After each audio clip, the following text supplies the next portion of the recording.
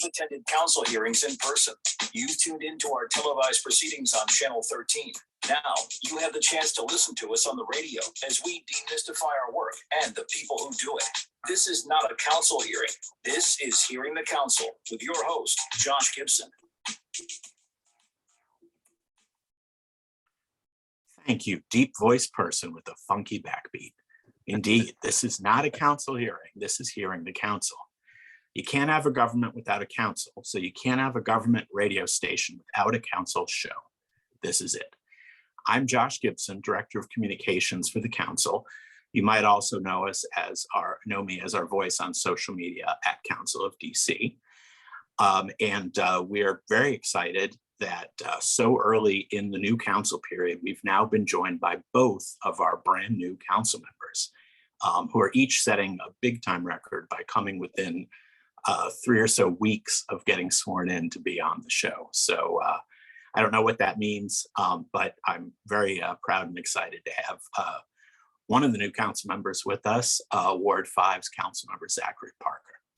Thank you so much for taking the time out of what I know is a busy month.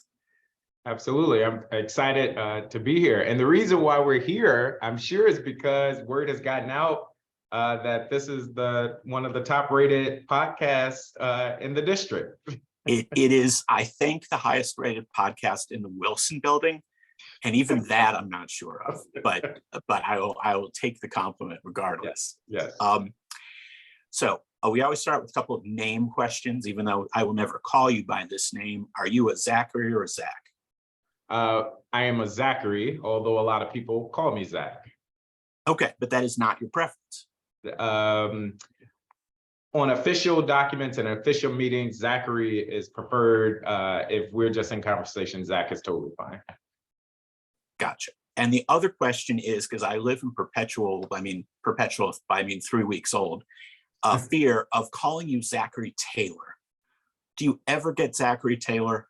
I will tell you, since I was a kid, so many people have called me Zachary Taylor, and it's because he was a president. And I think one of the more obscure presidents, you don't always hear a lot, but it never fails that people reference me as Zachary Taylor. So that history lesson must have stuck with a lot of people. So I'm not alone. No, you're not alone at all.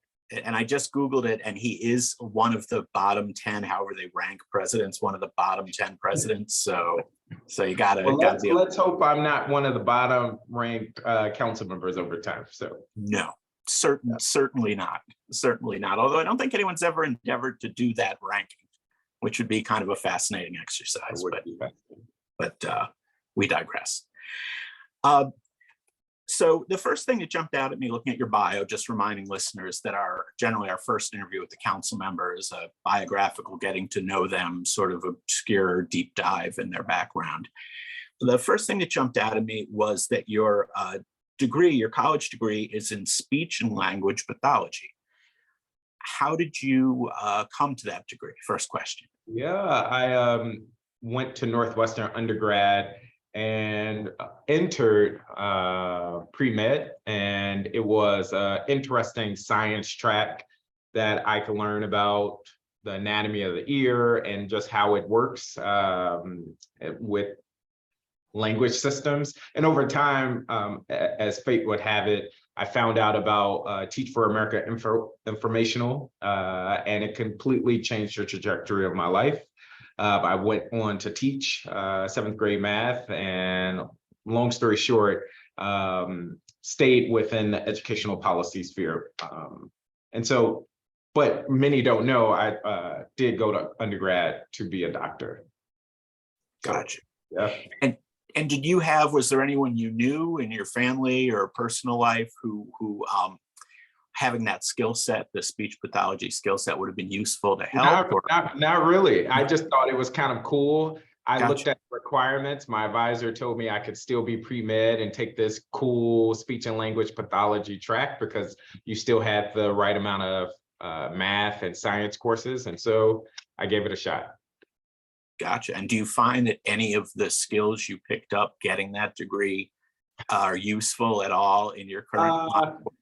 Not necessarily in my day-to-day life and politics, but there are interesting things I know. So for instance, if you ever go to a concert and want to know why your ear is ringing after that concert, is because of the hair cells or cells that are like hair cells are repairing themselves, and they're standing back up after having been damaged. And that is why you get the ringing in your ear after going to a loud concert. Gotcha. Good to know. Not something that would normally come up at a council hearing, I know. No, indeed. So it seems from your bio that you're kind of a man of three to four cities. That you started out in Chicago. You were in, like you said, New Orleans for Teach for America. Your grad degree, I guess you were at Columbia, so that's New York, and now obviously you're in DC. So how would you compare the cities? Yeah, I obviously DC takes the cake. I grew up in Chicago and on the south side of Chicago, and always was attached, connected, loved DC as a kid coming to visit family. So I still have cousins in the area. My grandmother relocated to Chicago. Her sister relocated to DC. She has since passed on, but her children, my cousins, are still in the area.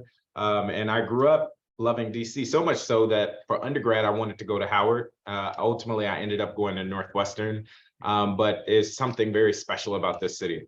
Even today, with the many ways that it has changed over time, it is still a very special city out of all of those that I've lived in. And how did through Teach for America, how did you end up in New Orleans? I don't know enough about the process. Do you pick cities you want to go to, or you do ultimately pick? And I went to an informational session in college only because they had pizza and wine, and that was enough as a college student to win me over.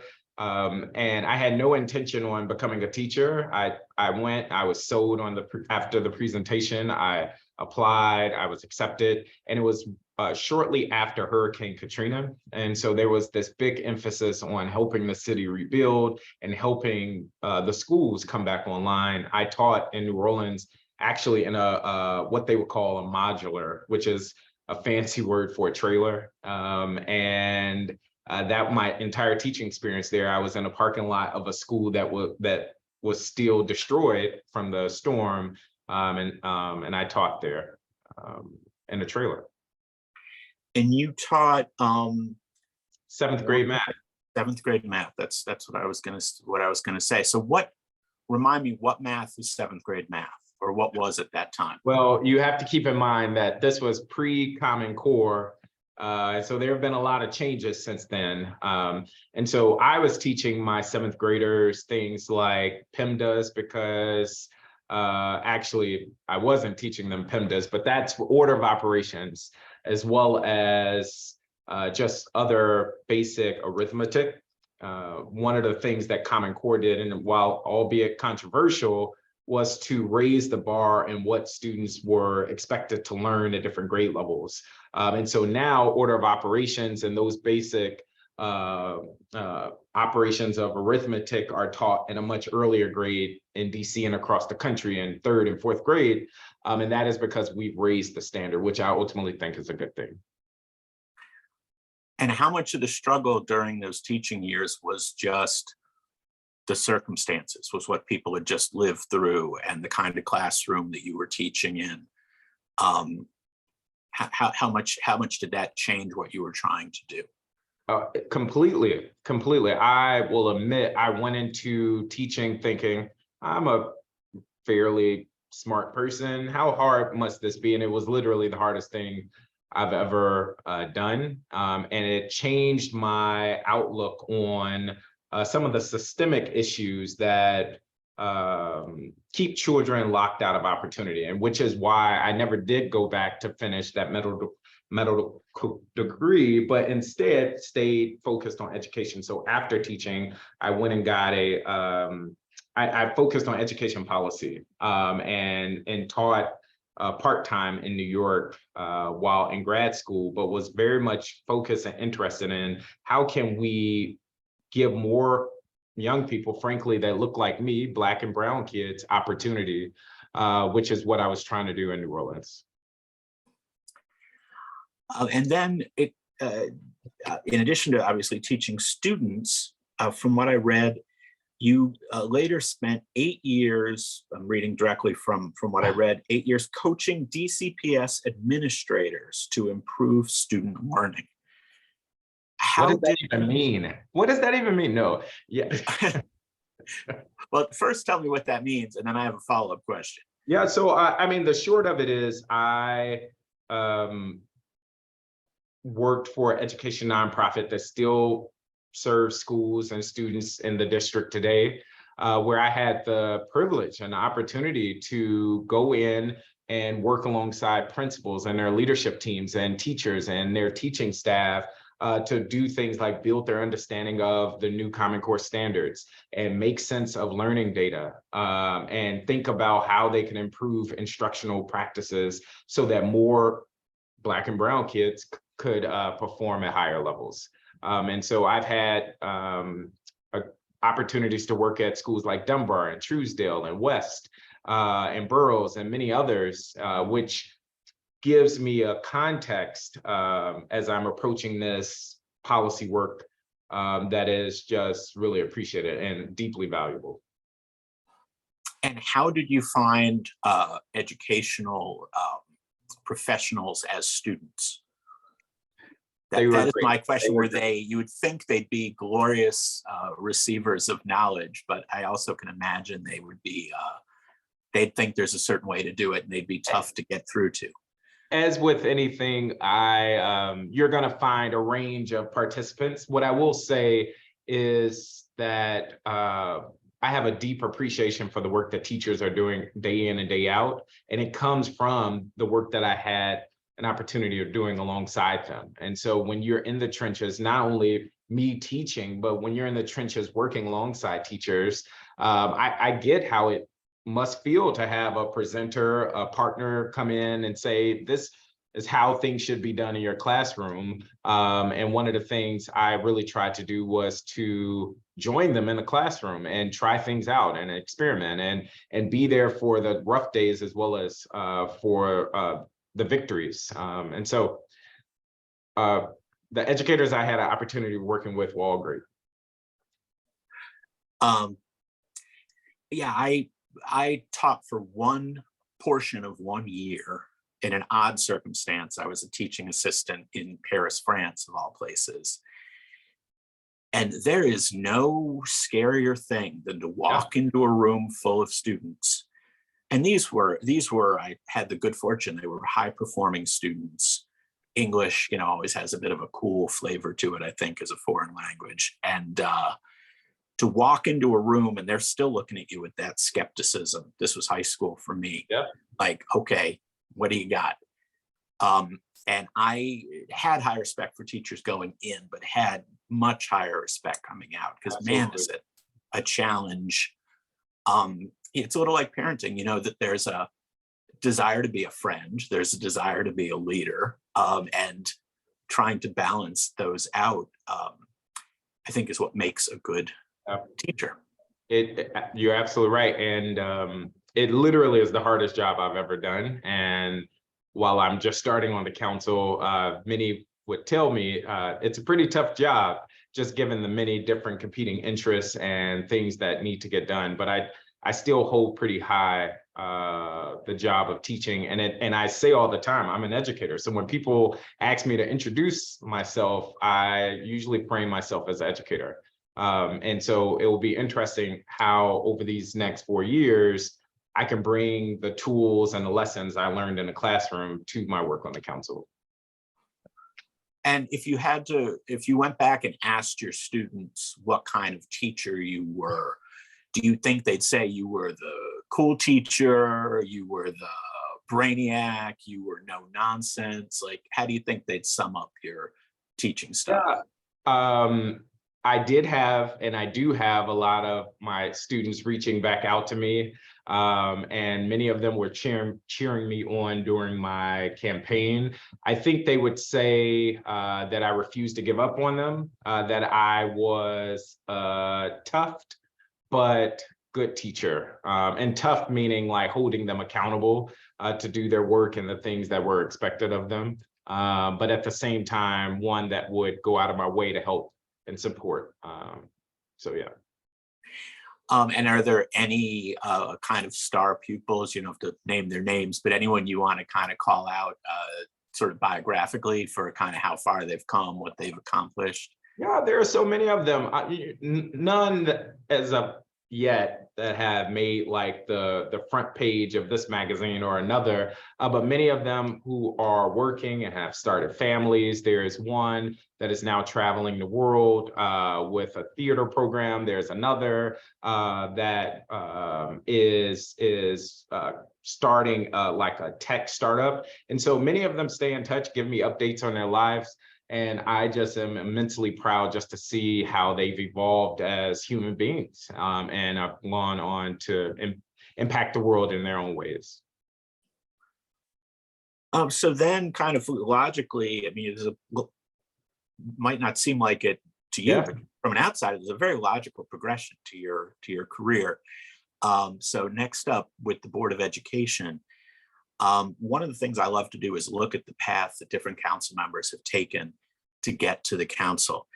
And my numbers are definitely inexact, but interestingly, on my spreadsheet at least, I'm showing 12 council members who were previously on the Board of Education, Wow. 12 who were formerly ANCs, and 12 who were formerly staff members. Wow. So it's of course evenly there's split. some that check a couple boxes, of those three, but it's interesting. I didn't expect those to equalize the way they did. Yeah, I don't think I realized so many people, 12 of the current council members, or Oh, you no, mean since home rule. Got it. Yeah. No, that's really fascinating. And I first learned about the State Board of Education through my work in schools. And I got wind of a meeting or something that they were doing, and I started investigating and learning, what is this board? Did that meeting also have pizza and wine? It did not have pizza and wine. By that point, I was sufficiently hooked so that I didn't need the bait. But I started doing research about the Board of Education, what they're all about.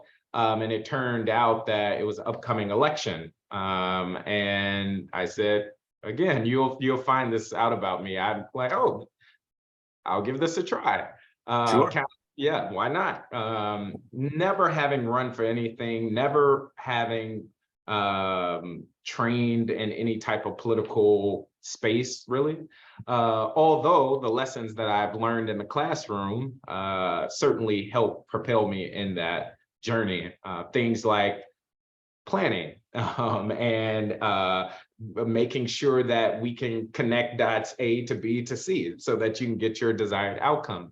And I was successful. And in that time on the board, I was really keeping central, not only the kids I had an opportunity of teaching in New Orleans, but all of the many schools, school leaders, teachers, and the kids that I had an opportunity of engaging over the 8 or so years working in DC public schools and charters throughout the district. So I went on to serve as president of the board. And during that time, and as I look back, I would say one of the things I'm proudest of during that tenure, as we were still at the height of the pandemic, trying to figure out how we were going to function as a board during this global health emergency, were the foundations that we set that is setting the current board up for future success. So we instituted standing committees for the first time. We introduced legislation to the council for only the second time. We expanded our student representatives. We created processes for the ways in which the board was going to work. We expanded our budget.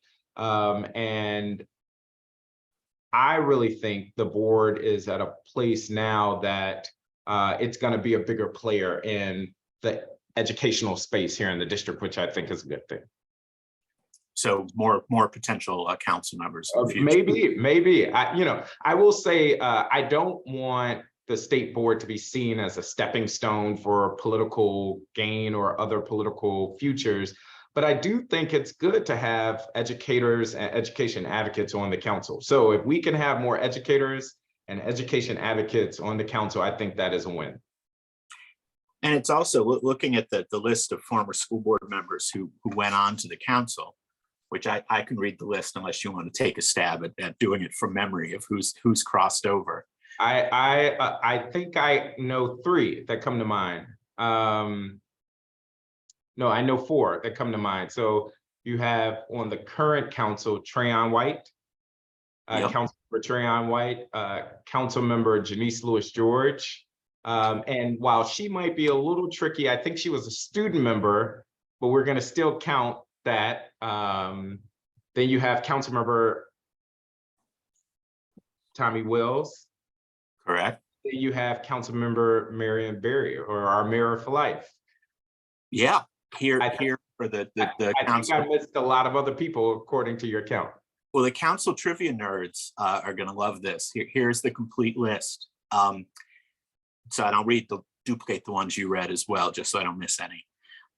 Julius Hobson, Betty Ann Kane, Marion Berry, Hilda Mason, Frank Smith, Wow. Carol Schwartz, Linda Kropp, Sekou Biddle, Zachary Parker, yourself, of course, Trayon White, James Coates, and Tommy Wells. Yeah. In my count, I did not have a Councilmember Lewis George as a student member. She was a student member, so I would throw her in that count too. Oh, absolutely would. And a little note back about the Wilson building, Marion Berry, I'm told, used to have his office in Suite 102, and my office is in Suite 102. Yeah, I one of my history trivia like to-do list items is to figure out who was in which office. There's a famous thought to be curse about the one council office that has its own bathroom. Yes. Wanting to track that all the way back. So you could trace all of the individuals who had this office? That's what I want to be able to do. Oh, yes. But I'd have to dig around a bit. But I could start with your office if I would be interested in knowing. Gotcha. You mentioned quickly you were president of the Board of Education. Now that office is internally elected. Yes. Meaning the members elected, whereas council chairman so your office is kind of akin to House Speaker in the sense that it's the members who conduct the election. Council chairman is more like Chief Justice of the Supreme Court, where you go for that position initially. Are you, and this is a dangerous trap, just to let you know, are you happy with the fact that the council chairman is elected by the people, or do you think it should be an internally elected position? I think it's pros and cons to both, but I do think just given the power dynamic in the district, given that we're still fighting for statehood, and it is something, and it's a fight I believe we ultimately will win. But given how our current power system is set up, I think it makes sense to allow the people to vote and elect the chairman. Yeah. Okay. Good answer. Another something that jumped out at me in your bio on the council site, so a bio that you I would think wrote or had a hand in writing at least, was this sentence, that your passion for public service is rooted in your two brothers' struggle with inhumane economic and healthcare systems. Obviously, without going into personal details or anything like that, I was just hoping you could, if you're comfortable, just expand a bit on that, because that seems like an extremely powerful absolutely. My brothers, my family is rooted in my why I fight every day for educational equity, why I am fighting to right injustices here in the district, now on the council. I mentioned already that I grew up on the south side of Chicago. I'm the youngest of 3 children born to my parents. And my middle brother was born with chronic kidney failure. And so growing up, he had to engage with health systems, hospitals, all of the time. And I had a front row seat to just see how he was mistreated, how insurance companies, at least in his example, prioritize what seemed to be the bottom line over treating him like a person and a human and getting the care that he deserved. He ultimately, sadly, passed away in 2016, still fighting many of the systems that I watched him fight his entire life. Meanwhile, my oldest brother, while same parents, same neighborhood, same household, same values, we have just 2 different outcomes in life, in the sense that I went on to college. By many respects, people would say I'm a quote unquote successful person. I can choose many jobs that I want to do. And he did not finish college, which is fine.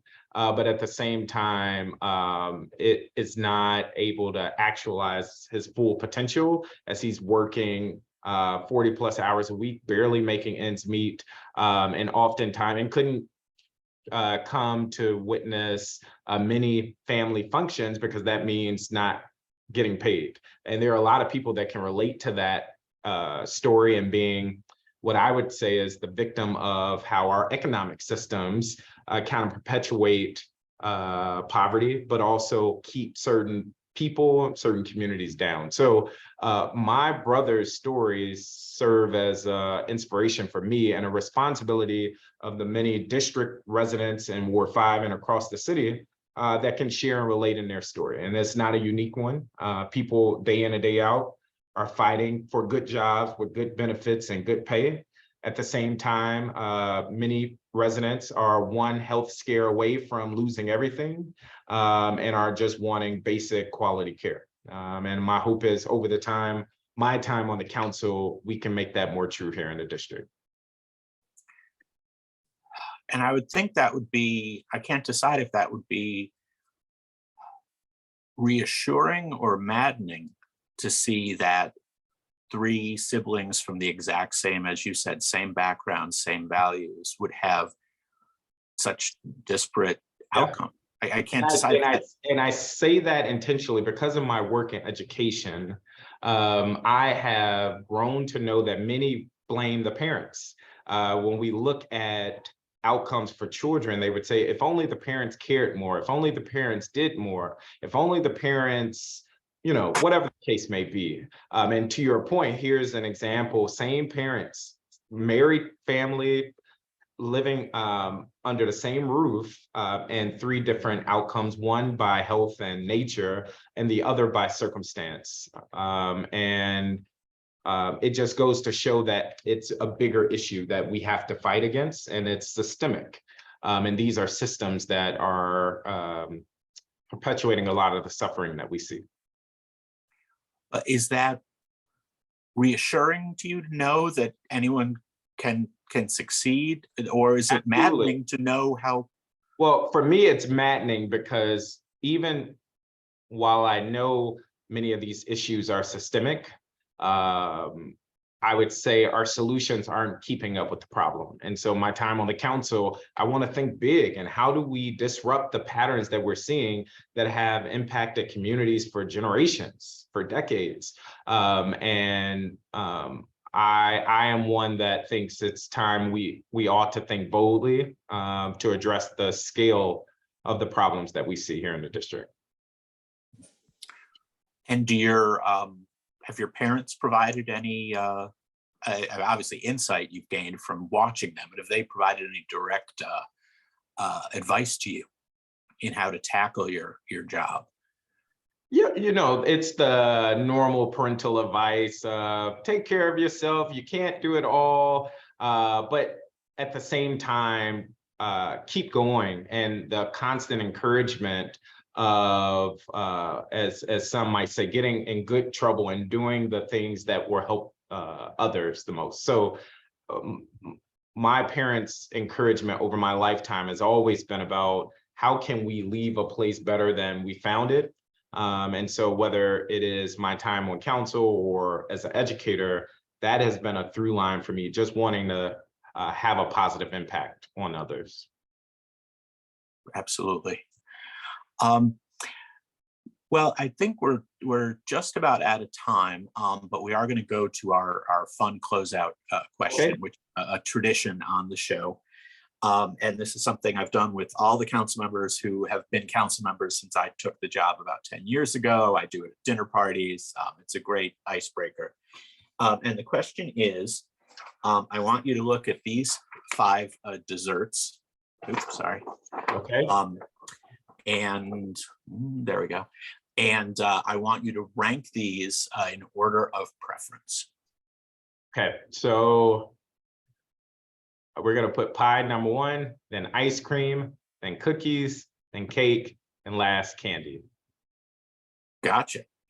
So there's an interesting pie coalition that's forming because the chairman famously put pie first. And I need to re-watch the episode because he either put rhubarb pie or strawberry rhubarb pie. Interesting.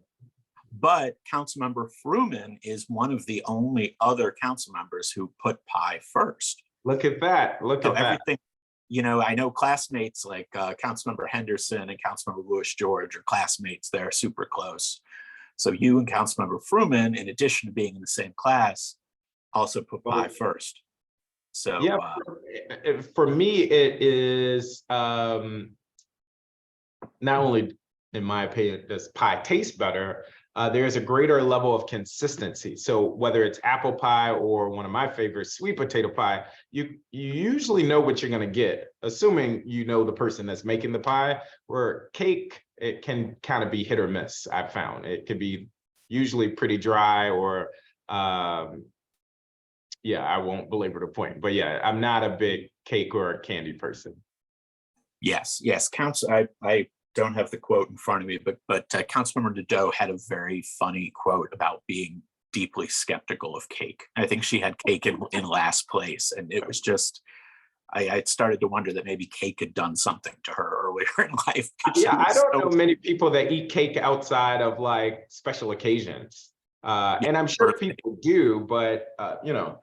It's not often I hear people say, I'm going to the grocery store to make a cake, or I'm just going to make a cake because. It's usually because we've grown accustomed to associate it with a special event. So. Yeah, basically everyone loves ice cream. Pie and candy tend to be kind of polarizing. They either rank super high or super low. Candy, while I'm not a big fan, I do really like toffee. And so when thinking of like New Orleans, there are these score bars, which is candy, I guess, but it's like chocolate and toffee. I can eat those every day, although I'm not a big candy person either, but it's all good. Well, I think, you know, when the holiday season comes, the council members should review their initial hearing the council interviews, because they'll load you up with gift ideas. Now people know you're a toffee fan, so it's not a bad idea. It's not a bad idea. Absolutely. Well, sadly, we are out of time, council member, but I want to thank you for being generous with your time and being generous with the silly question at the end. Hope to have you back next time. We can go deep on policy or whatever you. Absolutely. I really enjoyed this. And so I certainly will come back. And we're going to keep this the #1 rated podcast in the Wilson building. Absolutely. Just don't start a podcast. That's the easiest way to avoid me losing out. But thank you very much also, listeners, for being with us today. Remember to subscribe to our podcast on SoundCloud or wherever you get your podcasts. Just search under Hearing the Council. Thanks again for joining us. Tune in next time. We're on DC Radio 96.3 on your FM HD4 dial, weekdays 3 p.m. Or at dcradio.gov. I'm Josh Gibson. This is not a council hearing. This is Hearing the Council. Thanks again, council member. Take care. Have a good day. Thank you. All right. Bye-bye.